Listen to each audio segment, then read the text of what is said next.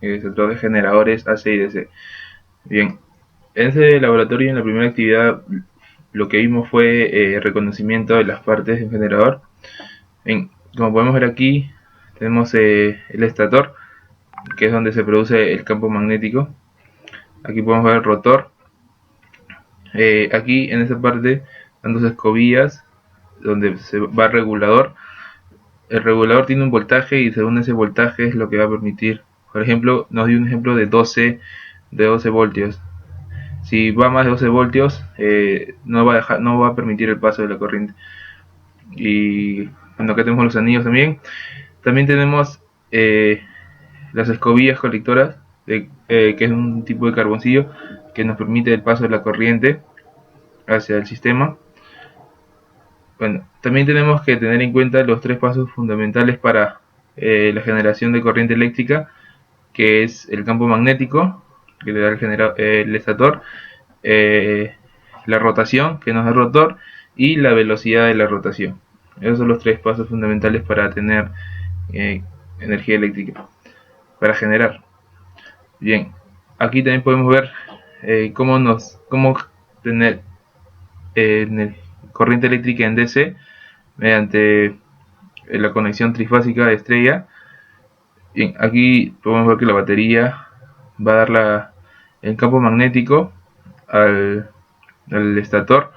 Aquí vemos el regulador, que es de 12 voltios. Aquí tenemos el rotor. Una vez que el rotor da el movimiento y rompe el campo magnético, genera inducción, vamos a tener que la corriente va a salir por aquí en continua, en continua y en continua. Es la conexión que tiene. Y también por mediante los diodos que se encuentran en el generador, que son tres pares de diodos que están separados en cada 120 grados. Aquí podemos ver como cuando venimos los diodos, que nos sale, oscilaba entre 0.5 a 0.6 y algo, que como son diodos de silicio, lo que tiene que consumir es 0.7 voltios. Bien, de ahí pasamos a la actividad número 2, donde vimos el sistema de carga. Bueno, cuando venimos aquí podemos ver que la batería nos está dando 12.5 voltios, que es la carga de la batería, que nos va a generar el campo magnético. Bien, cuando encendemos el motor y todo, vemos que la salida del generador nos da 14,59 voltios. Y aquí ya podemos observar que el generador se va a autosostener y va a comenzar a cargar la batería, ya que esta tiene una carga mayor. Bien, aquí podemos ver el conector del generador. Aquí vemos que sale 9.77 voltios cuando está conectado, y aquí podemos ver que cuando el cable se abre, disminuye a 7.84. Bien, y por último vimos una falla. El profesor nos planteó una falla, y es cuando la salida del generador nos da 12.72, o sea, disminuye. Esto se produce, bueno, para deducir esto podemos decir que hay tres fallas comunes en los circuitos, que vendría a ser el circuito abierto, el cortocircuito y la alta resistencia. Y aquí podemos ver que ocurre alta resistencia, ya que la tensión que nos bota del generador disminuye. Igual la entrada de la corriente que otorga la batería también disminuye, y eso es porque se genera una alta resistencia. Bien, eso fue lo que vimos en el laboratorio.